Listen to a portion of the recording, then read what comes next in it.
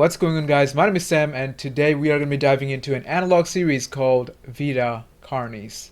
In 1931, humans discovered a meaty plant-like organism called the crawl. It began growing naturally all around the world and played a huge part in maintaining nature's balance. But eventually, the crawl started creating different types of creatures that became threat to all living beings on Earth. The series was created by Darian Kuloy. I hope I said it right. So make sure to support him as well. I'll have the link to his channel down in the description below. Anyways, without further ado, let's do this. Classified material. Uh-oh. On planet Earth, life has thrived for millions of years. Creatures big and small have found ways to adapt and evolve to flourish in all types of environments. Right. From barren wastes to lush forests, life can be found. Earth has homed these creatures since the dawn of life itself. Only until very recently, things have changed. New life forms have appeared all around the globe and completely changing the balance of nature and what we know about evolution itself. That is why we, at National Living Meat Research, have been studying these new species, trying to help educate everyone about these creatures and their wondrous ways of life. Okay. First, what are these new life forms? Since their explosive arrival across the globe in 1931, there has been much debate on what these newcomers are, and where they came from. Aliens, perhaps? Are they extraterrestrials coming to invade Earth? Or are they demons who come from hell to purge humanity? Interesting. From what our scientists have discovered, no. The origins of these creatures are solely to Earth, miraculously out of nowhere. We don't know why or how, but one thing is for certain, Earth is now their home. What these creatures are is mysterious and still not well known today. But here is what we do know. Okay. These creatures are comprised mainly of muscle tissue, organs, and bones. Just like most of They greatly the resemble animals with no skin, animals. or Oh, no store-bought skin. meat. Okay. Because of these characteristics, they have been named accordingly as Vita Carnis. The Carnis species consume decaying, organic matter, but their main diet is composed of raw meat, not including their Carnis relatives. Wow. The Okay. Carnis only appear in places where there is an abundance of crawl, which leads to the first creature of the Carnis species, Interesting. the crawl. The crawl. crawl is a growth of meaty tendrils that closely resemble the small intestine, the only difference being the dark red coloration. Okay. These tendrils grow in a similar pattern as vines, mold, or fungi. Wow. A primary stem structure is the host to divisions of other, smaller branches. In each tendril contains a variety of veins, arteries, and other similar organs used to transport nutrients absorbed from its surroundings. Interesting. The ends of these tendrils are equipped with organelles used to absorb water and organic matter necessary for growth. The source of these organic materials is mainly found in dirt and soil on surrounding surfaces. Using its root-like tendrils, it absorbs the material and processes it into usable energy. Although, the crawl also obtains energy through another means. Blood. Using a sophisticated form of photosynthesis. The dark pigmentation of the smaller branches is ideal for absorbing sunlight, and therefore allowing solar energy to fuel the crawl's growth. Because of its efficiency, it thrives in almost all types of environments, easily allowing it to spread across the world, and can be found pretty much anywhere. Wow. Its recent inclusion in the ecosystem has caused many major changes in nature's balance. One may assume that the crawl's presence may outcompete any other competitors, but due to its unique life cycle, where old branches fall off and decay into nutrient-rich compost, all forms of life seemingly flourish instead. The crawl's abundance grants plenty of nourishment to all animals, from plants feeding on the decayed crawl, herbivores thriving on increased plant population, and carnivores feeding on both the abundant prey, and are able to eat the crawl as well. The presence of all these animals leave behind waste, which will be broken down and consumed by the crawl, and the cycle begins again. Interesting. This form of symbiosis leads to an environment where all populations thrive. Humanity also uses the crawl to our advantage.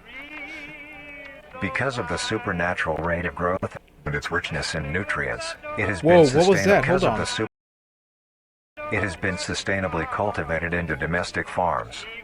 The crawl is harvested and processed into fertilizer, which greatly increases crop yield and quality. The crawl may also be used as a food source for humans, and reliably so. But due to its unkindly appearance and taste, I don't it has think yet so. to reach cuisine standards. I'm gonna have to pass. The crawl also plays a very important role in the next creatures that we have been studying. Sometimes, in a crawl-populated environment, What is a that, a node of fruit? meat may develop on one of the branches. This node will fall off and grow into a functioning organism, and go to live on as an independent animal. What? This leads us to the upcoming species that we will be discussing. The first of these creatures are the trimmings. The trimmings. The first of these Hold on. creatures are the trimmings. What was that picture? Hold on. Can I go back? Editing Sam here. It looks like a page of a children's storybook. We can see the king, queen, and that's probably the prince. Unfortunately, I can't read it because it's way too blurry, and I have no idea how this connects to the entire story, but I'm sure we will find our answer later down the road. The trimmings. Trimming. Trimmings are small animals that Oh my resemble god, look at the face. Small animal that looks like an animal, dude. That's like directly from hell. skinned raccoons. They are commonly known to have a plump body, round head, small eyes, nose and ear holes, and an agape mouth. They are also equipped with Would a you guys keep diversity it as of a limbs. pet, chat? All individual trimmings are unique, each with a different body shape, number of limbs, and other characteristics. One thing they all share in common is that they are made mostly of meat tissue, and are a maximum of 20 centimeters in length, I no want a dog larger like than that. a basketball. Its life starts with its separation from the crawl. It will wonder to find anything that is edible and able to consume. This is so bizarre. Although it is an omnivore, being able to hunt meat and forage for plant matter, trimmings are almost entirely scavengers. Their diet consists of rotting plants and meat, including, but not limited to, fruits, vegetables, roots, seeds, insects, Basically, and they eat deceased everything. animals. Although its appearance is Oh my unsightly, God. it is a cowardly creature, only fleeing, screeching, and hiding when threatened. Because of its lack of defensive traits, it lies near the bottom of the food chain, making it easily overpowered and picked off very regularly by predators. Yeah. But I'm pretty sure there would be its population would bigger eventually ones. die out. This is not the case. The crawl constantly produces a large quantity of trimming nodes, keeping up their numbers.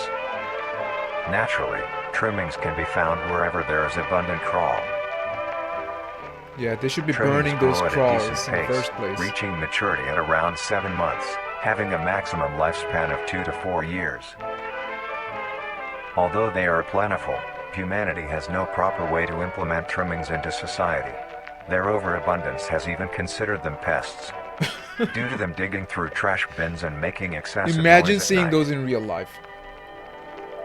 Besides all of this, some people Oh still my keep God. trimmings as pets, and relatively domesticate. As pets! I was just talking about it. Oh my god, dude. Why would you even keep this as a pet? That's like pure nightmare fuel. Come on now. Nuisance or not, trimmings are a wondrous creature. From their plentiful numbers, to their skittish nature, they are truly a thing to behold. The next species on our list is the meat snake. A meat snake? The meat snake.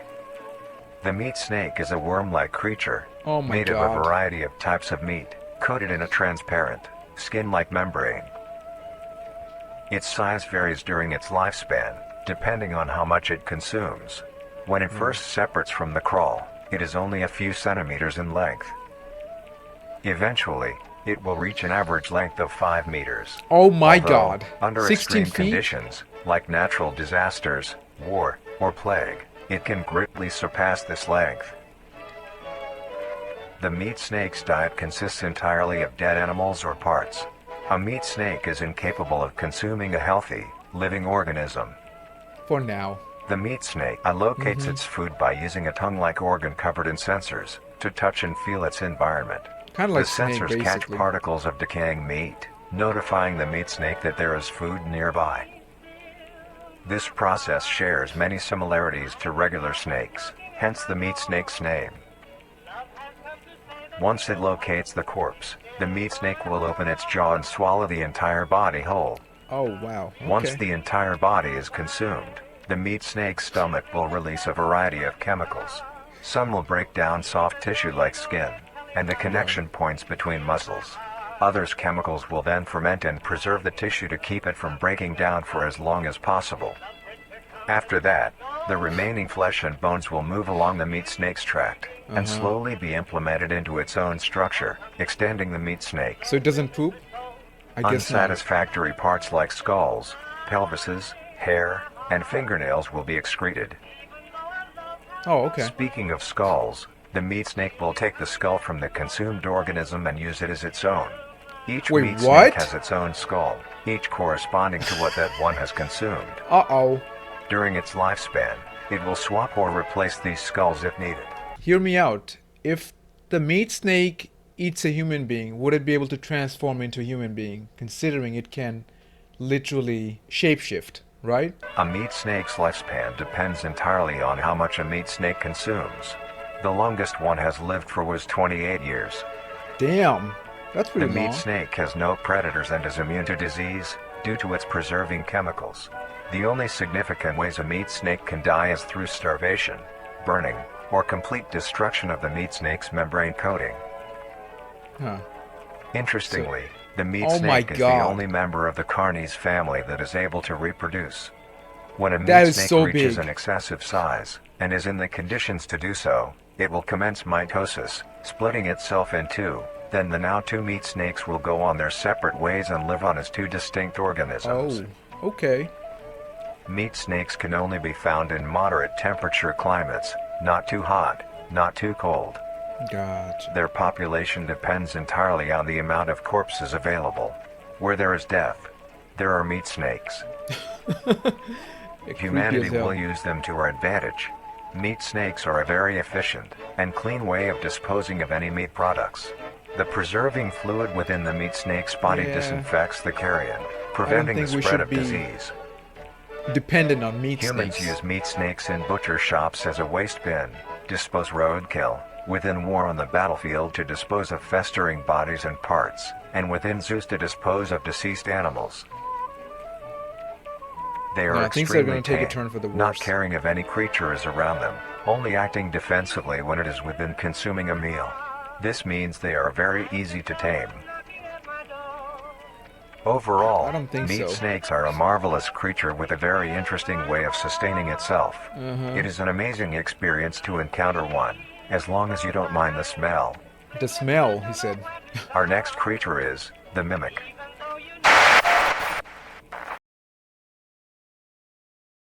The mimic. Oh my The god! mimic is a bipedal creature with uncanny similarities to humanoid anatomy. I knew They this was greatly coming. resemble humans without skin, with added exaggerated features. These features include extended finger length, longer limbs, bulging, empty eyes, and their most prominent feature, a wide, teeth-filled smile. Although it resembles a happy face, this is due to coincidence, and is only how their facial structure is shaped. That's a happy face? Really? The maw of the mimic contains much more teeth than humans, and their teeth is comprised almost entirely of incisors, with some canine and premolars in the back. This tooth composition is ideal for biting down onto meat and swallowing chunks whole. Right. A mature mimic's diet is comprised entirely of human flesh. Human flesh? No wonder they shapeshifted into... Because of this, they are found solely around human-populated areas. The mimic's life cycle is made of 3 stages. In the first stage, a young mimic separates from the crawl. They closely resemble their trimming relatives, but are Right. thin, sleek, and only have 4 appendages. In this stage, the young mimic will hunt small animals, moving on to larger and larger as they grow. Oh, Once wow. large enough, it will begin metamorphosis into the next stage of life. Once fully transformed, it will resemble the description mentioned in the beginning. Oh my Its god. hunting style changes and becomes much more complicated. It now stalks and feeds only on humans. It will locate human-populated area and begin Uh-huh. its search for an easy target. To blend in, it may use objects to conceal itself. These include clothing, mannequins, and furniture. Once a target has been How would that found, work? Because they don't have skin. Even if you're wearing clothes, it's gonna be red all over. So that is so creepy. the mimic will observe its prey and learn its routine and when it is most vulnerable. This is typically when the human is asleep at night. Oh. Once the prey is within position, the mimic will advance silently until it is close enough. The mimic will then execute and immediately begin consumption. Once the mimic has had its fill, it will leave the scene, a fair distance away from the human population, and begin to digest its meal. Oh my god. Look at that. Although, in the case that a human is awake, a mimic will use a variety of sounds to either lure or startle prey into cornering themselves. Once a human is in place, it will swiftly attack and kill the helpless target. Oh, an actual footage. Was not expecting this.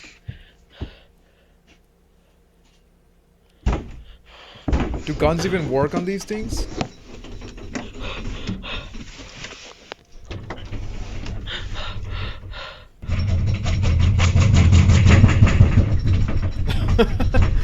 Oh, that's crazy. I don't think the door's gonna hold.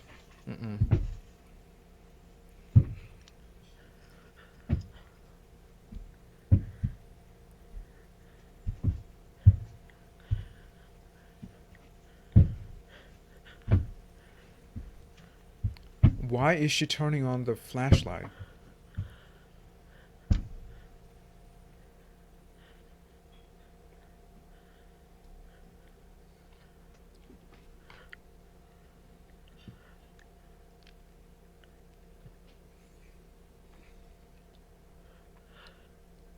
Oh my god. Ew!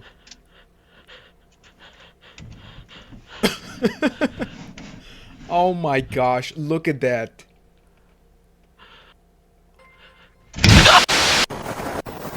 Oh fuck, look at... That's fucking crazy, man. Look at that smile, it's like, ooh, yes, I'm gonna eat you now.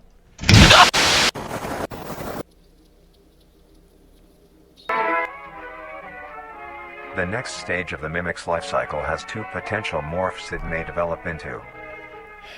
If a mimic They should have burned the damn plants to begin with. I don't know what these people are thinking. Oh, we're gonna actually cultivate them and have them as as pets in our houses. Like, who the fuck does that?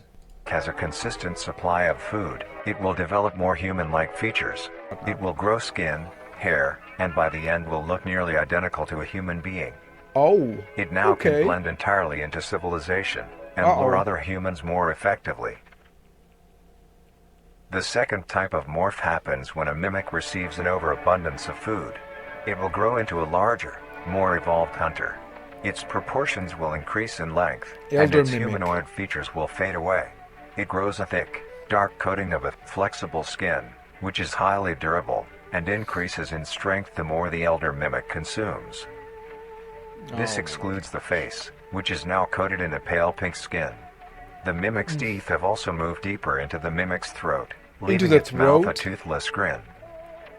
It uses the dark hue of its skin to hide seamlessly within a dark environment. Its skills have also been heightened. This makes an elder mimic one of the most efficient predators on the planet. Oh wow. Okay. Because of the obvious threat this poses on humanity, nations around the world have released instructions on how to be able to fend for yourself in a mimic encounter. Here are the instructions. All right, listen up, chat. We're gonna need it. 1. Avoid going out alone if your location is known to have mimics, or there have been mimic sightings. Okay. Fair Two. enough.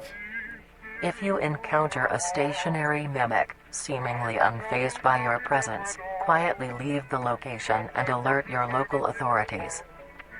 3. Basically, If pursued by a mimic, get yourself into a position where you are able to flee.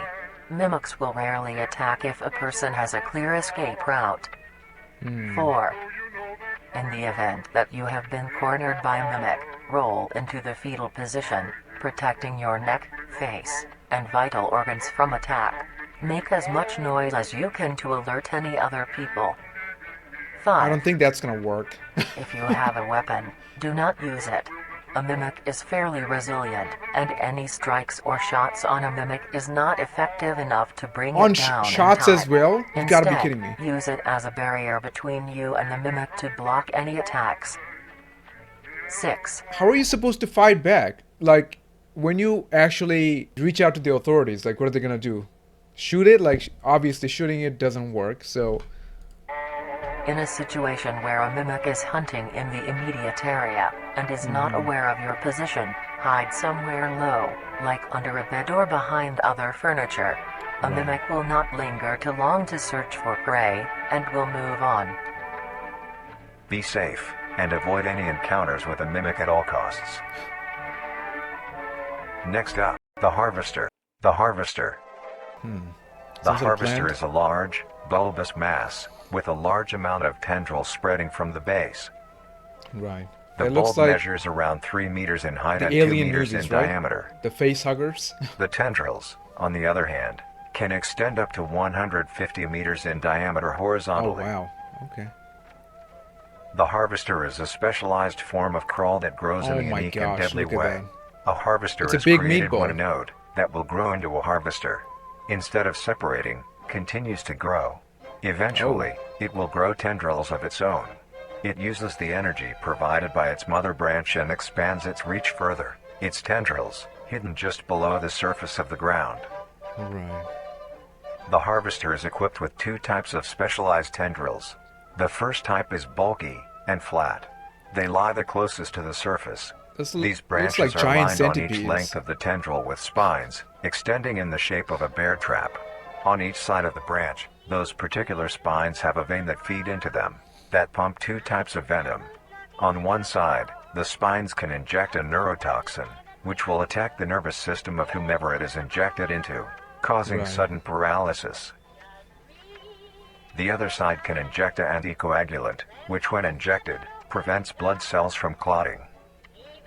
Oh. Whenever a large You'll animal bleed out, moves basically. across the area armed with these tendrils, the branches will clamp onto the animal and thrash violently.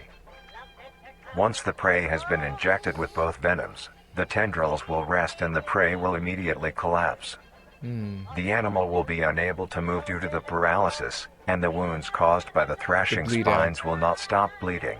All the prey can do is lie patiently, until succumbing to blood loss. That's Once a very the prey has effective bled way. out, the second type of tendrils come in. They lie below the spine equipped once. These branches are thick, but very sturdy. They share similar anatomy to the small branches of the crawl, equipped with organelle that absorbs nutrients. These tendrils sense the blood, and move their way to the surface and begin to absorb the vital fluid. Once the blood has Oh. been consumed, the tendrils will wrap around the body and begin to shuffle downwards. This movement loosens the soil and slowly pull the body underground. Wow. Once secure, the Okay. tendrils will continue to feed until there is nothing but scraps. The nourishment absorbed by the tendrils will be sucked back into the main bulb of the harvester. This bulb houses all the vital organs and the venom glands that pump into the spines. The Imagine nutrients seeing are something then like that in the converted woods. into usable energy. Just saying. The remains underground decompose, providing a rich soil, causing very prominent plant growth, which then attracts more animals. And then more killings. A basically. strange behavior the harvester displays as its choice of diet. The spines will only activate on larger animals, allowing smaller ones to pass by unaffected. The spines will also not activate on some species of bird. There are a couple theories as to why this happens. One, it could be that attacking smaller animals would cost too much energy for what they get in return, making it not worth the time. Not worth. Another could be that smaller animals may attract larger animals or predators, allowing a safe place where prey may thrive and lure more predators. It truly is astonishing. Very smart. Although plant, it is huh? a spectacular creature, it is also very dangerous. The harvester is decently rare, only populating sparse areas in the northern hemisphere and Oh woodland wow. forests. Okay, so over here, right? Look at that. If you are stung by a harvester, there will be no way of helping you, being that there is no cure, and fatality is 100% positive. The best thing fatality is 100% positive. What was that? Family attacked. Authorities refused to handle the harvesters. The best thing you can do is avoid encountering a harvester in the first place. If you are hiking, take note of any warnings or signs saying that there are harvesters around. If you also notice an abundance of lush... Why can't they just burn the damn harvesters? Like, why do you keep them, right? That makes sense, though. Just kill those damn things. ...ground dwelling plants in a forested area, and there are no signs of wildlife. This is suspicious and you should leave the area, staying close to the base of large trees or rocks. If you find yourself in the middle of a harvester ground, do not panic.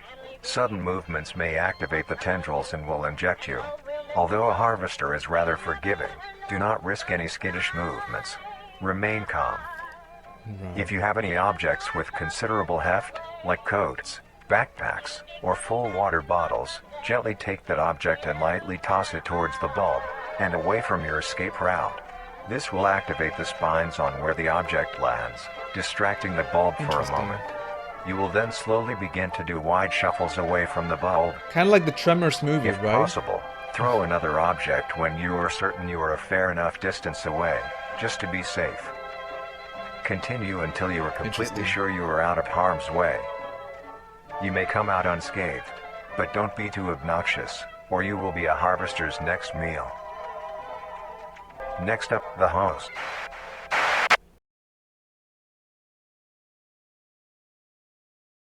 The host of influence. The host of The influence. host of influence, more commonly referred to as the host, has its name derived from a host who invites guests to an event. Not to be confused with a host, a harborer of parasites or disease. Right. The host is a semi-humanoid looking organism. It has the structure of a head, torso, and arms. Other than this, it shares no other characteristics. The lower half of the host is comprised of a mass of fibrous tissue and tendrils that burrow into the ground to hold the host in place. So kind of Instead like of skin, the host is covered in muscular tissue fibers, tendons, and veins. half tree, And half some parts animal of the kind body of. are covered in a meaty plate, used to cover any large exposed areas, but allowing movement. Right. The host's head has a smooth surface where the face should be, attached to a crooked neck, which Oh houses my a slit in the gosh. front used for feeding. On the host's back is a mound of pores. Protruding from these pores are hollow, hair-like structures, extending outwards. These hairs are barrels that release spores produced within host's body by being fired into the air. These spores are hazardous, so keep clear of them at all costs. How do you know? Luckily, What the? hazardous, so keep clear of them at all costs. Hold on, what was that? I don't know what this is, but that's one of the frames that was in the middle. Luckily, the host is rare, only found in North America. Of course. Obtaining wow. info about the host is a very risky and daunting task. This is because of their rarity and of how dangerous it is to be up close to one. This is probably The the worst source one. released by a host is very dangerous when inhaled. A host will release a cloud of spores into the air, which will be picked up by wind and carried great distances. Oh, If shit. an organism inhales the spores, the particles will find their way into the organism's brain and infect them. Brain? An infected organism will show no symptoms of infection right away, but a couple hours after infection the infected organism's behavior and thought process will change. The first symptoms that appear are restlessness, sluggish movement, numbness of joints, and lack of coordination. Then more serious symptoms appear over time. These include dizziness, migraines, impaired speech, and trembles. If you, or someone you know show these symptoms, contact poison control or emergency services. I don't think there's After any a cure total for of that. 6 to 7 hours after infection, the organism will cease all activities they were previously doing and begin to walk.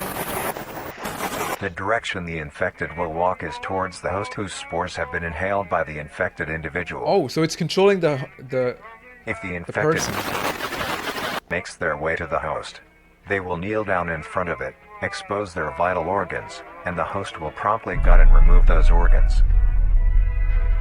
The host will consume them and discard the leftover scraps. Wow. However, if an infected organism doesn't reach the host within a 36-hour span or is treated for their infection, the effects will wear off and return back to normal. Oh, so there is a treatment. If a host is unable to find prey or doesn't like its current location, it will unroot itself and move to a new location. It can move? Their scarce numbers and the hazard of being around one makes getting info about the host very daunting. Oh, All wow. you need to currently know is that the host is extremely dangerous and should be avoided at all costs. Next, the monoliths. The monoliths? Although one day the critters found the cave while searching for food, they found the prince entranced in his healing sleep. The critters were so awestruck and enchanted by the prince's magic. The monoliths. The monolith is a very new creature, only showing up in June of 1972, in the area of... There are only 7 monoliths, all of them located in a circular position, 1.5 kilometers in diameter. This ring of monoliths surrounds...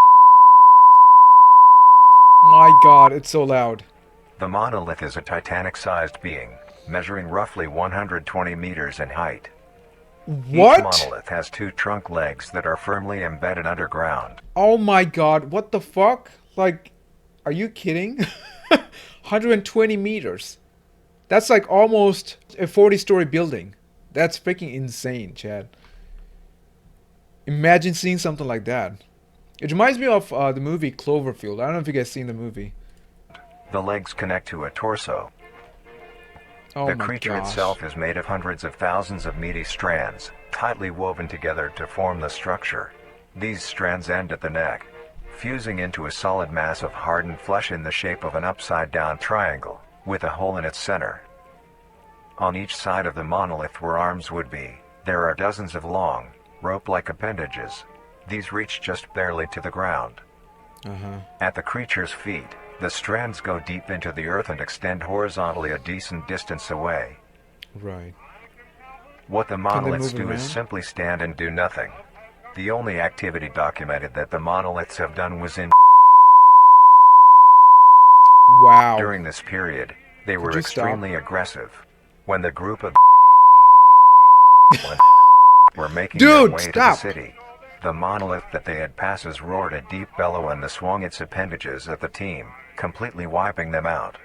When military vehicles were dispatched, once they got close enough top the monolith, it roared another call, this time releasing an EMP blast, completely knocking the vehicles out in the vicinity. EMP blast? Finally, long-distance rockets were fired and struck the creature.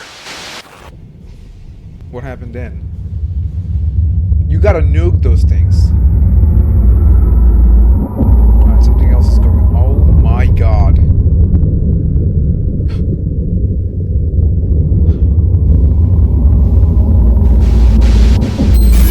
Although damaged, it regenerated at great speed and resumed its stance unscathed. Oh wow. Eventually, Okay. the area has been fenced off and is now restricted to all. Ever since, the monolith stands silently, now only a grand spectacle of awe and mystery, only adding more questions to these meat That is beings. absolutely crazy. Those things are taking And over the finally, world. the last creature on this list is... That's probably the worst one. Oh, what is that? Hold on. The Singularity is a orb Singularity. comprised of a dark-colored mineral with hints of luminous colors within its core. The Singularity is estimated to be 1 meter in diameter. The orb has several unique qualities that are not well understood. The Right. Singularity typically can be found suspended in air by an unseen force. There are also a variety of reading that have been documented coming from the orb itself. Various things like magnetic fields, energy signatures, and other pattern-like signals That released is by the crazy. Singularity. The population of these creatures is unknown. Almost all info about the Singularity is hidden or confiscated by officials. We were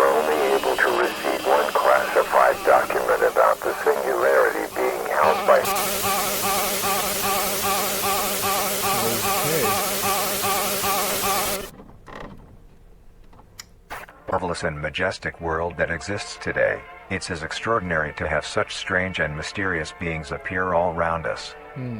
Thank you for joining us on this journey of exploration and discovery of the lives of these living meat creatures. Wow, this was actually insane. Alright, so we have a lot to discuss here. So let's jump into the very beginning of the video. So the scientists were saying this thing was actually born here. It did not come from outer space, but I have a feeling that might not be true. It could be the fact that it did in fact come from outer space, and these guys were saying it so that public won't actually start panicking about alien life, which is definitely one of the possibilities. Let's just say this thing was originally from here. If that's the case, why did it take so long for it to appear, all around the world? And there has to be some sort of catalyst involved. Otherwise, why now? It doesn't really make a lot of sense. Especially since scientists are involved. Maybe they found something deep underground and they were messing with it, or maybe they did some experimentations gone wrong. I don't know. But something along the line must have happened, if that's the case. At the very beginning, the crawls were kind of like plants, like they were doing what they're supposed to as part of the environment. And then eventually, they started creating different type of creatures, starting with the trimmings and all the way up to the monoliths, which is absolutely insane. The way the monoliths are standing right there, all 7 of them circling something. It's like they're trying to protect something at the center. And they're not violent unless you try to get close to it. It seems like all of these creatures are connected to a central unit or a single entity that's kind of like controlling the whole crawl related creature all around the world. It could be a single entity or it could be multiple, but they are somehow communicating. Otherwise, it doesn't really make sense. In this case, the Singularity orb might just be the very thing that's been controlling everything that's going on. So we don't know if there's only one orb or if there's multiple orbs in different locations. So in that case, it might be an alien parasite type of species that's taking control of the entire world, and eventually it will get rid of every living being, and it's going to be only those things here. Now, this creator has released more videos about it, so we're going to be jumping into those as well very soon, and hopefully they will provide us with some answers to these questions that we have, or maybe we're going to have more questions. Oh, another thing I wanted to talk about was in each segment there was a page that looked like children's storybook. So there were like 6 or 7 pages in total. I tried to read it, but I couldn't because it's so blurry. So maybe they used some sort of metaphor in the story that would indicate something related to Vita Carnis origin. I don't know. Okay, so if you guys know what's going on, or if you guys got your own theories, let me know in the comments down below. I'd really appreciate it. If you guys enjoyed the video, please make sure to smash the like, and I'll see you guys in the next one.